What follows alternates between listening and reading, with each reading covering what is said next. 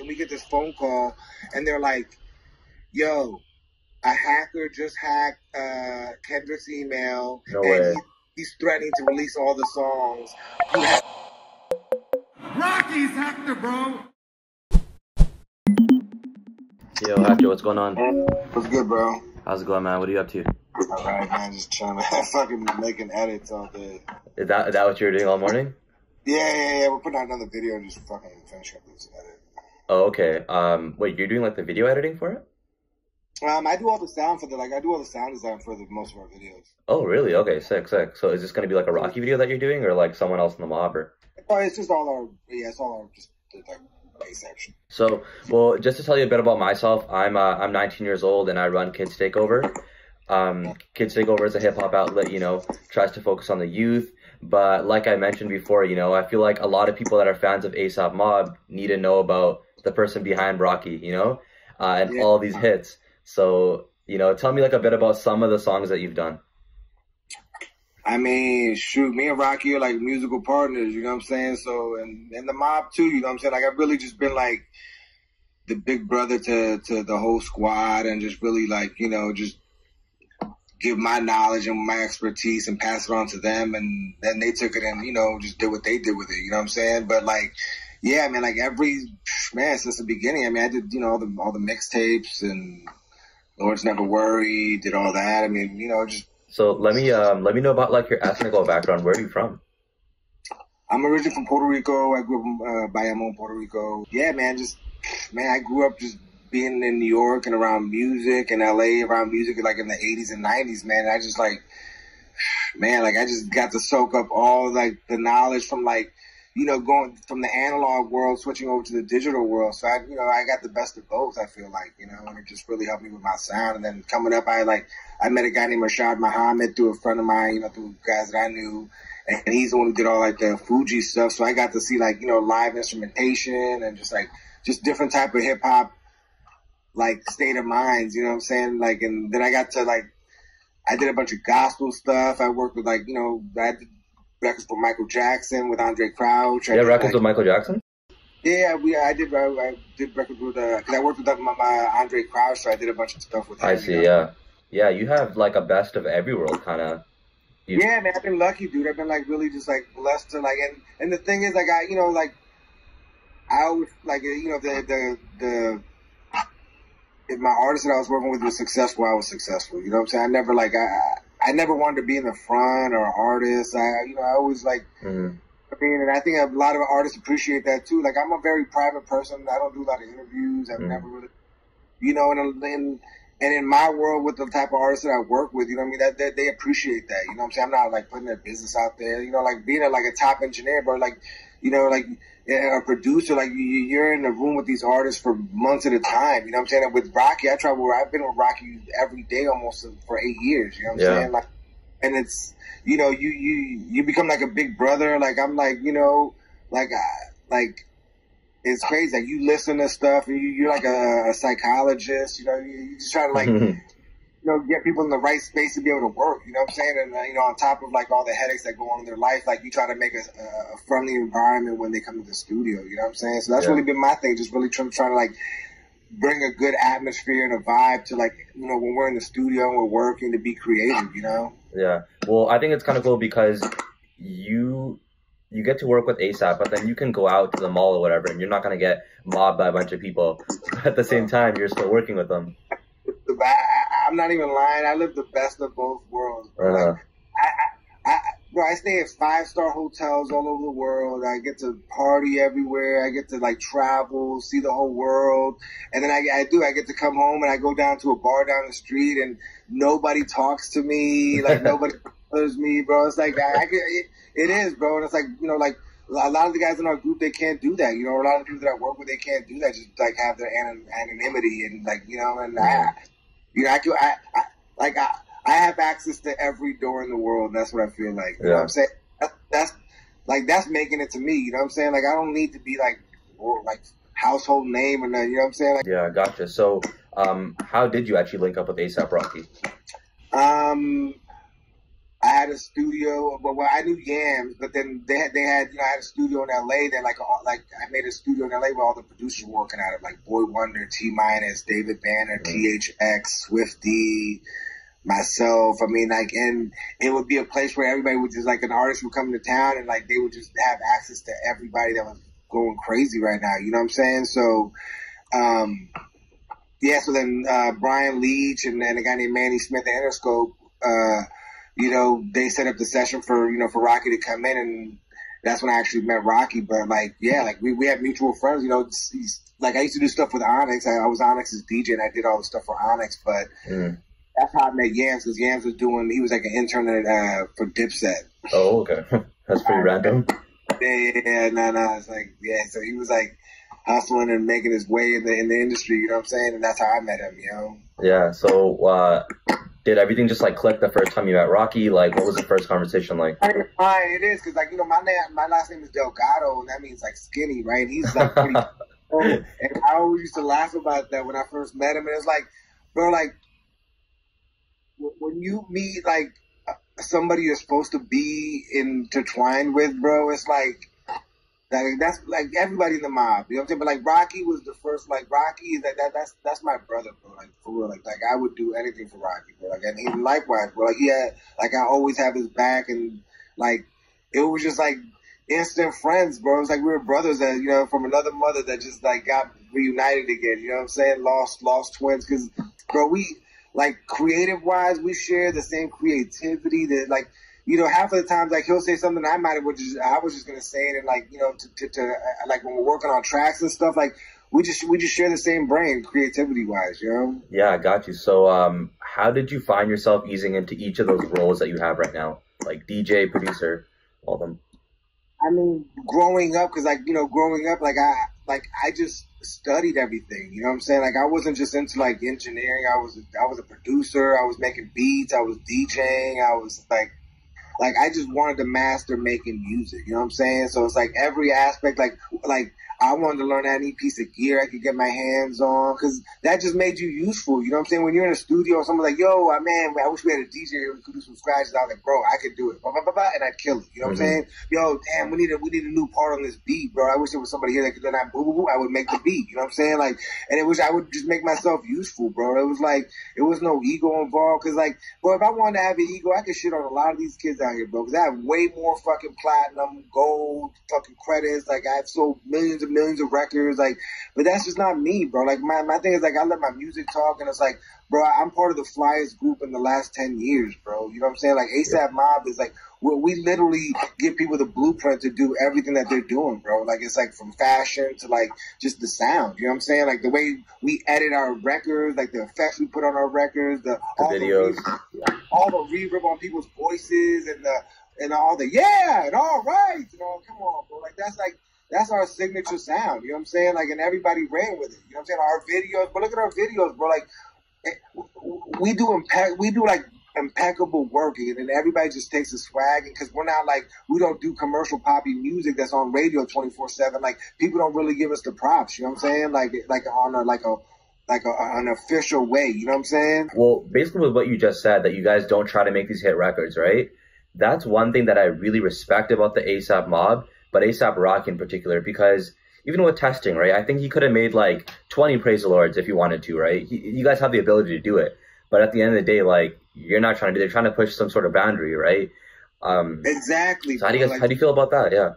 I mean, bro, like that, you hit it spot on, bro. Like, really, like, testing was that, bro. Like, giving people the next couple of years, like, sonically what you could go. You know what I'm saying? Like, you don't have to use, like, literally, like, nobody in this world should be able, like, with technology the way it is, nobody should be able to make a shitty song. Ever. Because, like, you can make anybody sound good, and everybody's using the same sound packs and, like, this and that. So, like, everybody literally can make a good song, but like nobody can make, it's hard to make a great song. And that's what we tried to do. Like, you know, like testing is like a movie, bro. It's like every scene is supposed to look different and sound different. You know what I'm saying? Like, we don't want 20 scenes that look exactly the same. You know what I'm saying? Like, we want like to take people on a journey, and like, you know, and it's a hard palate to swallow sometimes because it's like as a listener, you're so used to hearing the same exact thing in the same exact key, the same exact bounce, and it's like we introduce something a little bit else, and it kind of rubs you the wrong way at first. But it's like something that you got to just get, like, listen to the album, just marinate on it, just listen to it, and then like you'll see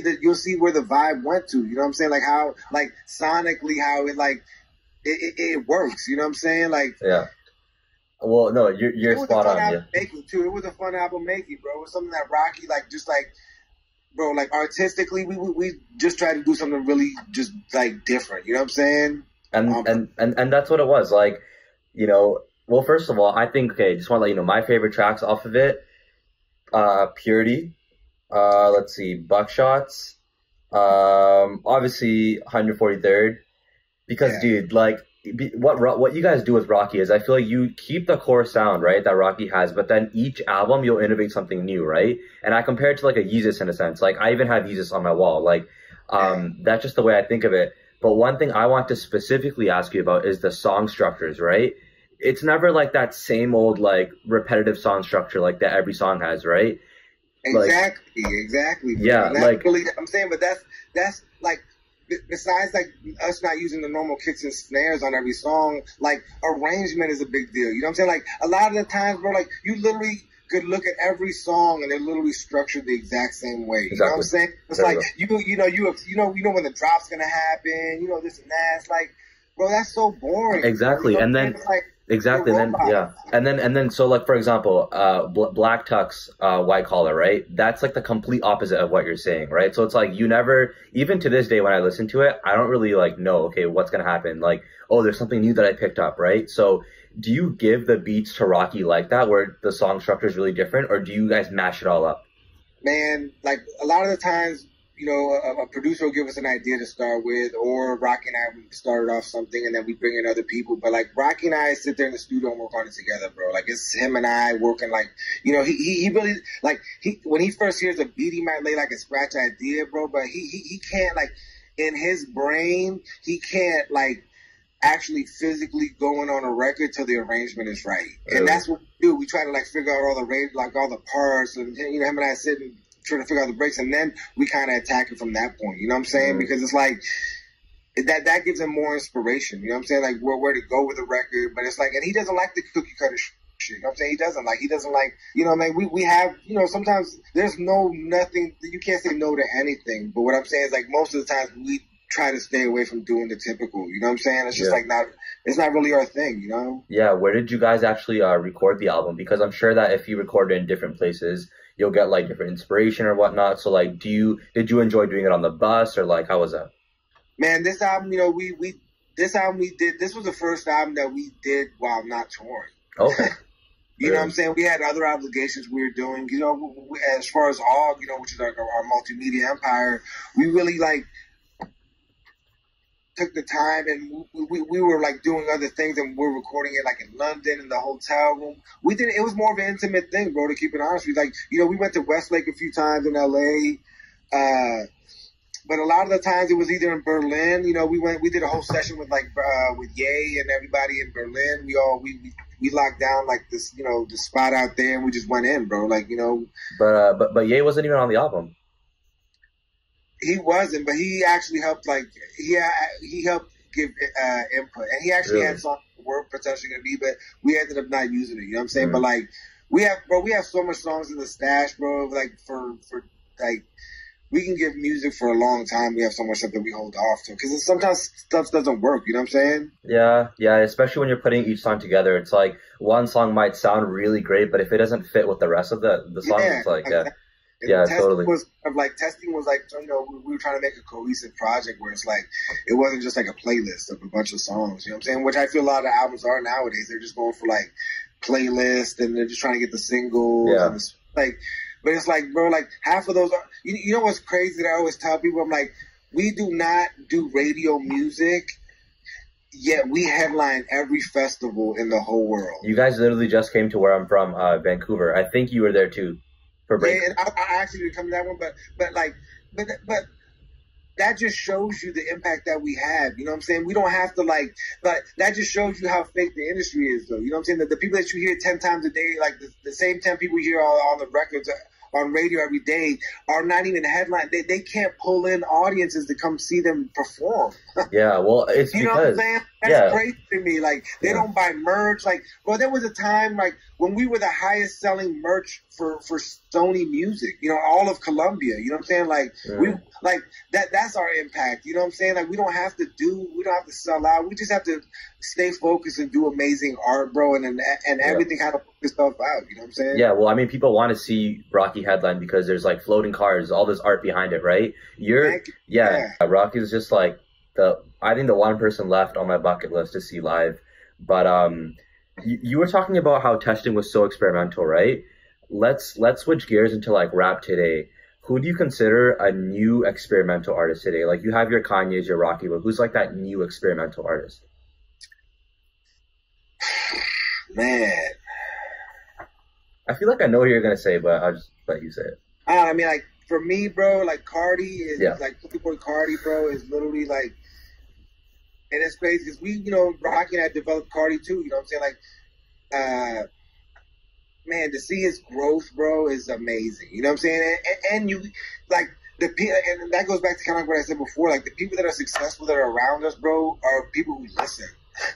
You know what I'm saying? Like, they listen to me, Rocky. They listen, like, bro, like, and they take the advice and then they take that and then they make their own little thing out of it. And that's what he did. You know what I'm saying? Like, bro, like, his whole world changed when he started coming around us, because it was like, bro, he got to see how it was done professionally. You know what I'm saying? Like, like, when you're on the outside looking in, it's different. When you're in here, you're like, oh, that's how it's done. Oh shit, that's what you got to do to make that happen. Oh, okay, well, and then it kind of all just comes together. You know what I'm saying? But like, what he's like, he took that, and then like like the way he sounds today, bro, is like just the evolution of like that whole trap and the whole ATL sound, bro. He's the future of that. You know what I'm saying? And like, well, you work with OGs like Onyx and the few Gs you mentioned, right? So technically, you're kind of already an OG yourself, right? But how did you adapt to working with such young guys like Uzi and Carti? Like, because, you know, technically the OGs, they're seen to like, yo, they don't understand that wave or whatever, right? But how did you adapt to it? Everybody in ASAP, bro, is a student of the game, bro. They know all, like, bro, they know every hip-hop record ever made. So it was like their catalog of influence is just a lot greater. You know what I'm saying? It's like, but yeah, it's weird. Like, shit just came together. I don't even know how to explain it, bro. It's like, it's just magic. You know what I'm saying? Sometimes shit just happens, man. Got you. Yeah, because, well, for example, I tried to show someone that's like older, right? I try to show them the Playboi Carti baby voice that you started doing, and they're just like, dude, turn this off, man. And then, so it made me think, like, did Rocky kind of talk to you like, yo, man, this is the new sound, you got to get used to it? Or did you just already know in your head, like, yo, this is dope? Yeah, I just, like, you know what's crazy? Because I had friends that I was growing up with, and I remember the first album we did a little bit at Quad in New York, right? And I had some friends of mine that were like around the Onyx guys come to a session, right? And they always loved Rocky, but I remember the first time I played them Ferg, like before Ferg was big, bro. It was like when Ferg had like demos out, right? And I was playing them Ferg, and Ferg is like that, like Ferg and Carti are almost like the same thing, where like their style was, they brought something so different, and like, to like, those dudes hated Ferg at first, you know what I'm saying? Because it was like, whenever you try to introduce something new, it's hard for the palate to take sometimes, you know what I'm saying? That's what Carti did too. Like, he's bringing such an influence that where it's like a dude from the old school era is not really going to get it at first, because he's so used to hearing the same type of flow over and over again. We get programmed to be comfortable and listening to that. Yeah. That anything that's like outside of that rubs us the wrong way. But like, that's what makes, bro, like, if we didn't do that, we'd all be doing classical music right now. You know what I'm saying?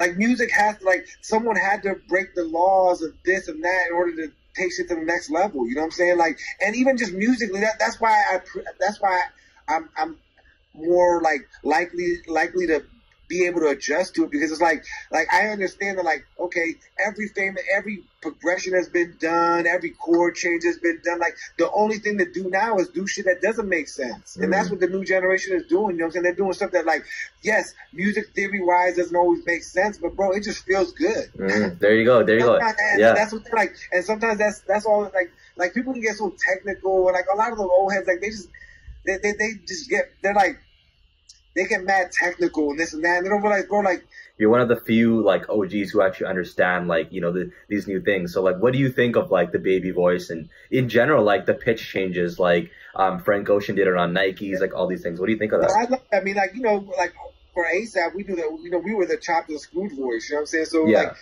I come from the era from the high pitched voices too, because Kanye did the baby's sampling type voice. You know what I mean? Like when he sped up the records, he did the opposite of, you know, like Kanye used to speed up his samples. You know what I'm saying? Oh, really? So voice used to sound like a baby voice on his records. You know On what songs are you talking about? Like any of his old production, like you listen to like College Dropout, bro, like Through the Oh Wire. yeah, Through the Wire. There you go. You know what I'm saying? Like you can listen to any of those records. Like that was his style back then. He used to do that. Like that was his thing. He used to do that. Everybody was slowing down records. He used to speed them up. You know what I'm saying? So to me, like that's the same thing like Carti's doing. Like he's like everybody was doing the laid back chopping screw voice. Now he's doing like the high pitched voice. And it's like it's dope, bro. Like. Yeah, we post a lot of discussions on our page, right? And like we sometimes get like old heads like commenting like, "Yo, this is garbage, man." I'm just gonna take a clip of what you just said and I'm gonna post it on the page. Bro, it's like slang, bro. Slang changes every once in a while, right? Like your dad used to be like, probably like old dad used to be like, "Yeah, word up," like you know, like if you talk like that now, people look at you because it's not the same language. You know what I'm saying?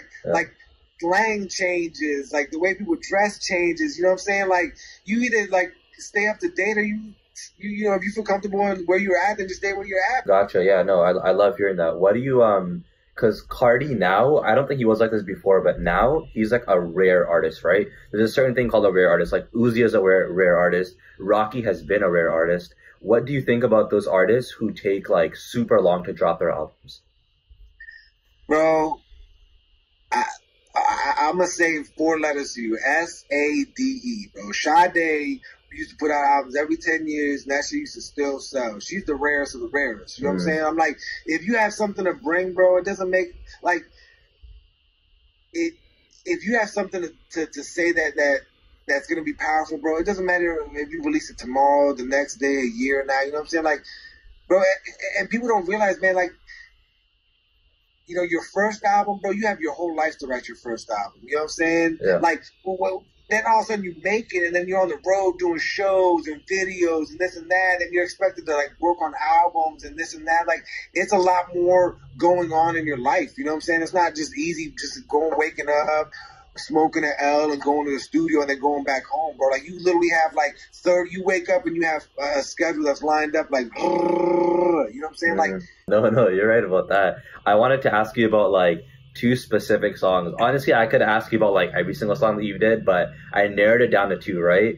First one is, I don't want to get demonetized, but Fucking Problems. I thought that was such a historic song, just in the sense where you guys gathered together the biggest artists of that time, like, other than, I think, like, Kanye is, like, the only one you didn't put on it, but, like, Drake, Kendrick, 2 Chainz was on it, and then Rocky. So tell me a bit about, you know, assembling that song from start to finish.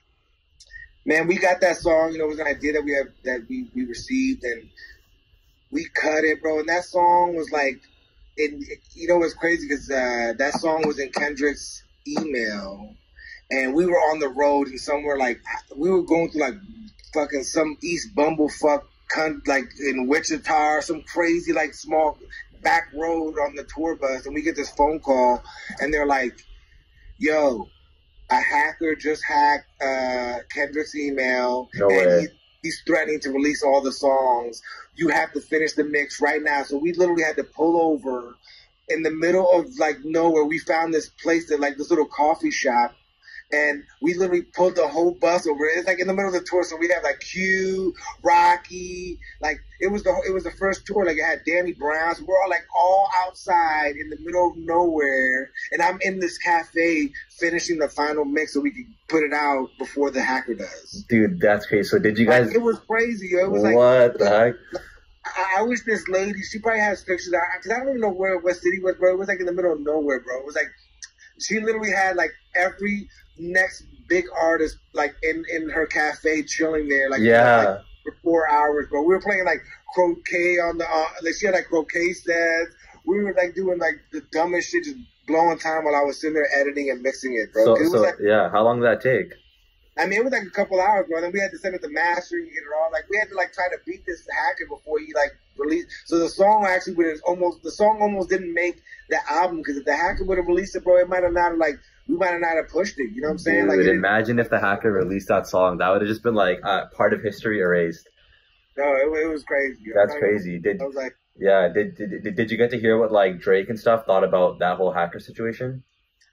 But I don't even think they knew about that. Okay. I mean, I know Kendrick side knew about it because they're the ones who called us. You know what I'm saying? They were like, bro, like someone hacked them. They're about to, they're threatening to release these songs. You know? Yeah. Well, so then, yeah. Yeah, so that was like that for me. That's the only thing I always remember about that song. It was like, you know, like the way it came together was like so fast. You know, Rocky bodied that verse, bro. We recorded that at Quad, and we recorded that and like the feature for the Rihanna Fashion Killer. No. It was on her album. It was a remix to one of her songs. It was the song they did at the MTV Music Awards. Oh, okay, yeah. I know what you're talking about. Yeah, I forget the name though, but I know what you're talking about. It was like, it was like, I forgot what it was called, but it was like, yeah. That song, we recorded both those songs the same day, bro, and Rocky bodied those verses, I'm not even lying, quickly, bro. Like, he went in on that verse, bro. He did, like, you know, it was like when Rocky feels it, bro, he just goes in and knocks it out really quick, you know? Yeah, well, I think everybody had a legendary verse on that. How did you get the Drake verse on it? They all just sent it in?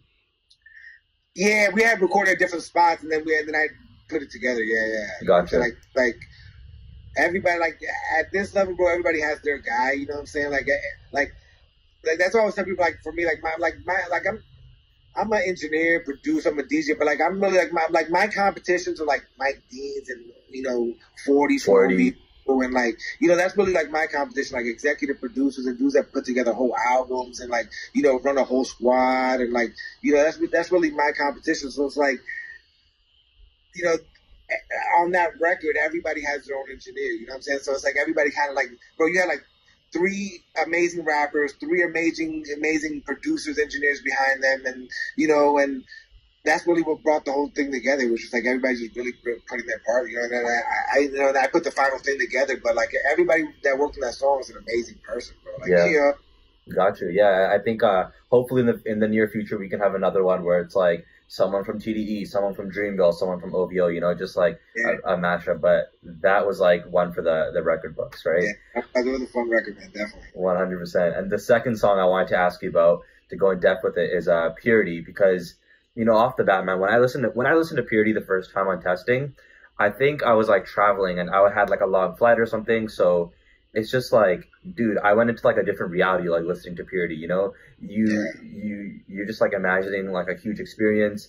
And I want to know about Frank's part on it. Obviously he bodied it, but did you guys intend for him to rap on it, or did that just come out of nowhere? Man, like, bro, you know, because Frank has actually rapped on Raph, you know what I'm saying? And Raph, remember, like, on the Cozy Tapes, and he bodied that shit, bro. Oh, yeah. He's like an ill lyricist is an ill lyricist, bro. He's a great lyricist, and he could sing it, he could whistle it, he could do whatever, bro. Like, he's like he's just good at what he does, you know what I'm saying? And like, I mean, and it's crazy because, like, you know, I think we recorded that. Where did we record that song at? Hold on. Frank's part. Recorded some of it at Electric Lady, and then some of it at Rocky's crib. And the way I'm sitting right here, right, like, I have my computer right here in front of me, and Frank is behind me right here, and I'm just like, I have headphones on, and like, you know, we recorded at a really fast pace. It's just like, you know, like with everybody, like we just record, like everybody just like at this level, like you want to keep a rhythm with the artist so they, you know, they can get their ideas out. You're not like, they're not waiting for you as an engineer, blah blah blah. You know what I mean? But he just, bro, he's just so good at what he does, bro. But he literally just did it, like he's like standing right there, and he just, bro, like we're just going and and he's just doing lines after lines after lines, and I'm just like, I'm like, I have my eyes closed too, because the song is such a little song that puts you at the sample and her voice, like, you know, because you used the Lauryn Hill sample on that, right? Yeah, and that's one of my favorite songs too, bro. And it's the Lauren like making it official, letting us use it was dope. Like, it was like, you know, she don't really clear a lot of shit, so it was like, it was dope. Yeah, that's probably special that you got her to do that, right? A couple more questions before we wrap up. You guys keep tabs on underground music a lot, right? Like, whether it's for inspiration or whether it's for a feature, right? Like I remember on the album before Testing, and you guys had Joe Fox on it, and I was like, I don't even know who this guy is, right? So who are some of the underground people that inspire you and Rocky the most right now? I mean, XXX was dope, bro. He, you know, rest in peace. Like, bro, like, I mean, man, like, it's crazy because it's like,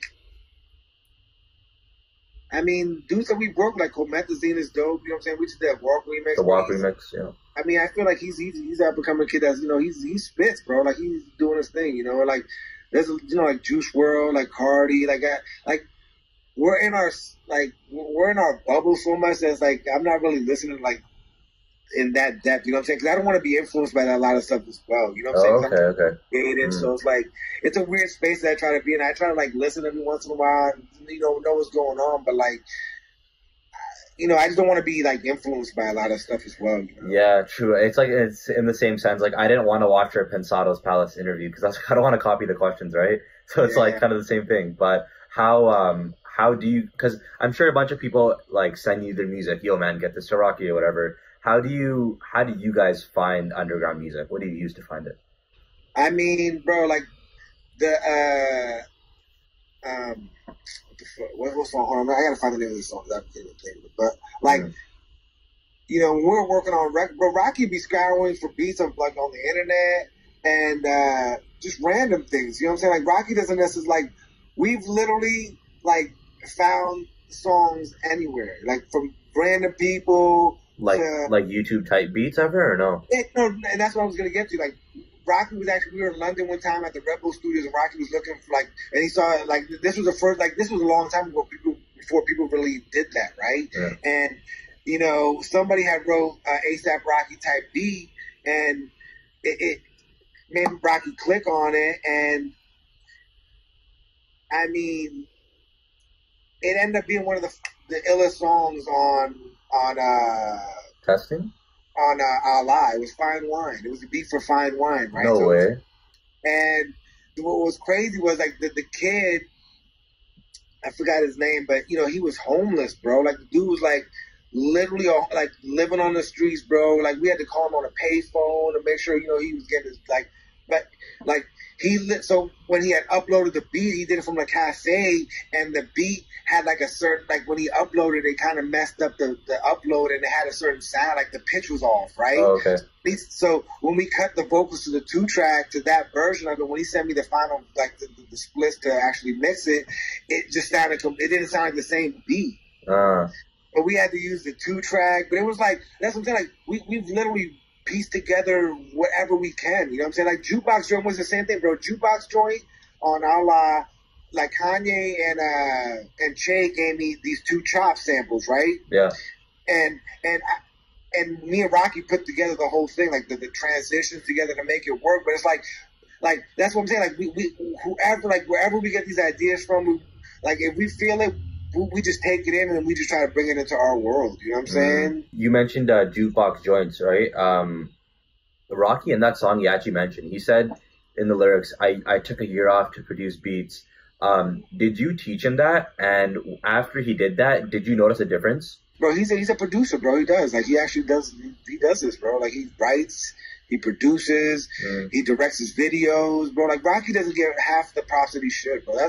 I've been saying that, man. I've been saying that. Yeah, that's crazy. Like I mean, just even like, bro, when you think about it, like the only Grammy nominations we have is for Fucking Problems and for LSD, the video only. Oh, well, I guess because the song is not like radio friendly, right? Maybe that's why. But the Grammys doesn't have to do with radio, like, bro, like. Oh yeah. Remember, like, there's albums that won Album of the Year that the album sold like 10,000 copies. You know what I'm saying? Like, it's not about popularity. It's supposed to be about the art. You know what I'm saying? Yeah. And people have not respected like the ASAP and Rocky and everything for their artistry, bro. Like, and it's crazy. It's like, and that's really what we're trying to do now. Is like, bro, like smack people in the face, be like, bro, you guys are acting crazy, not giving us props, bro. Yeah, like, You gotta be pulling it from us. Dude, I was telling my brother the day the Grammys happened, or that the nominees came out, I was like, why is Testing not on this? Like, I was just like super pissed off, right? And I was like, yeah. Get nominated, bro. Say that again? I lied. Oh yeah, that didn't get nominated either, yeah. That's what I'm like, bro, like just even on video, like, bro, like, who's fucking with our videos? There's nobody fucking, like, bro, like, as a, look at our catalog, bro. Look at our videos.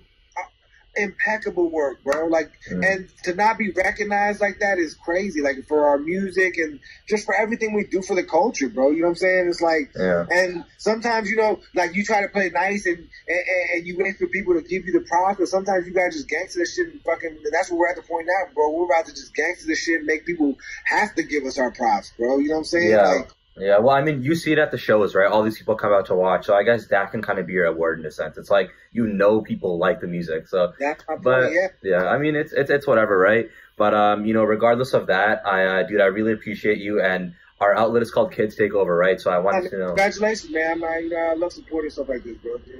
You're doing your thing, bro, and then, you know, like anybody doing something positive, I love it, bro. Like, you know, I continue success, bro, for real. Thank you, man. Yeah, I've interviewed Smooky Margielaa. I've interviewed ASAP 12.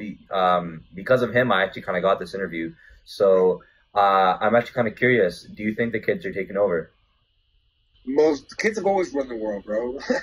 Like, kids are like, the youth has always run the world. Like, no matter, like, you know, that's how I've always looked at it. Like, because it's the imagination of the young people is what keeps things refreshed. You know what I'm saying? Like, bro, like, people get stale. Like, food, you know what I'm saying? Like, and kids is just like a fresh take of, like, for me, when I was a kid, bro, there was nothing I didn't think I could do. You know what I'm saying? Like, that's what made me get to the point now. I didn't know anybody in music. I didn't come around music. My family's not from music. Like, but I always believed, like, in myself, and I believed I could do it. So it was like, there was nobody telling me that I couldn't. You know what I'm saying? So it was like, that's the type of imagination that kids had. You know what I'm saying? Like, when you ask a kid what he could be, bro, he's like, I want to be an astronaut. I want to be like, there's nothing you don't think about when you're a kid that you can't be. You know what I'm saying? And as you get older, people start putting their limits because their own limits on you. You know what I'm saying? And that's what takes people's imagination away. And that's why, like, going back to what you said about, I don't mean to bring something up, but, like, that even goes back to what you said about me being able to adjust to all these new artists is that, bro. Like, I have an imagination still, you know what I'm saying? Like, I'm not stuck in my ways, and like, I'm open to things, and that's what kids are, man. Kids have imagination, and they're open to things, and they're not scared of anything.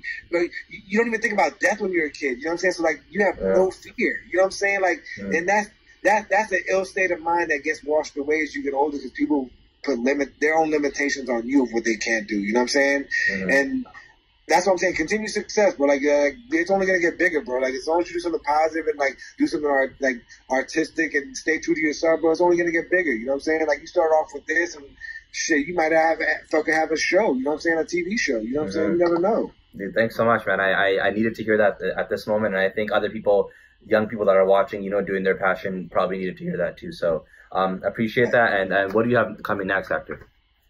Man, we got, you know, we're working on a bunch of stuff. But, like, you know, we're working on just Cozy Tapes, another Cozy Tapes, and, you know, Ferg's album. You know, we're dropping a bunch of Ferg material now, so that's why I've been, like, prepping stuff right now. And it's like, bro, we got so much stuff coming out. We do. We have a lot of stuff coming out, bro. We have, you know, Smokey's working on his stuff. And I don't know why he hasn't dropped his album yet, but I want to hear Smokey's. Well, I mean, because you got to, bro, like, people are not checking for a whole album for him. You know what I'm saying? Like, you got to, like, build it up, you know what I'm saying? Like, and that's what Carti did. Like, Carti did it right. Like, Carti built it up, and then finally when we did do the mixtape, people were like, oh, shit, you know what I'm saying? And that's what we're doing with Carti, like, with Smooky, rather, you know what I'm saying? Like when people hear it, it's going to be the right time, bro, and the music's going to be right, bro, and it's going to make sense, and it's like, people are going to love it, bro. Smooky's the future, bro. Like, for real. Like, Smooky is, like, he's an amazing artist, bro. Smooky's amazing, you know what I'm saying? Yeah. We're lucky to have him be a part of our team, the whole squad, you know? Sick, man. Well, I'm looking forward to Cozy Tapes part, volume 3. Yeah, awesome, man. So thank you so much, Hector, and I'll hit you up on this. Thank you, bro. Appreciate you. Thank you, man. Appreciate it. Have a good day. Got you. See you, man. All right, well. Yo, guys, thanks for watching that interview. That was actually filmed the day before A$AP Rocky got arrested in Sweden. I don't want to put it out just because it was like a hard time for everyone in the A$AP mob, including Hector. But Rocky's out, the video's out, so go drop a like on it. And it's time for the top comment. So on our last video about the top 3 interviewers in hip-hop, Roman Perry commented, "Can't forget Sean Evans on Hot Ones." I agree. I would probably put Sean Evans as my 4th best interviewer. But yo, go subscribe to Kids Takeover, and we have a ton of videos with the A$AP mob, so go find them on the channel.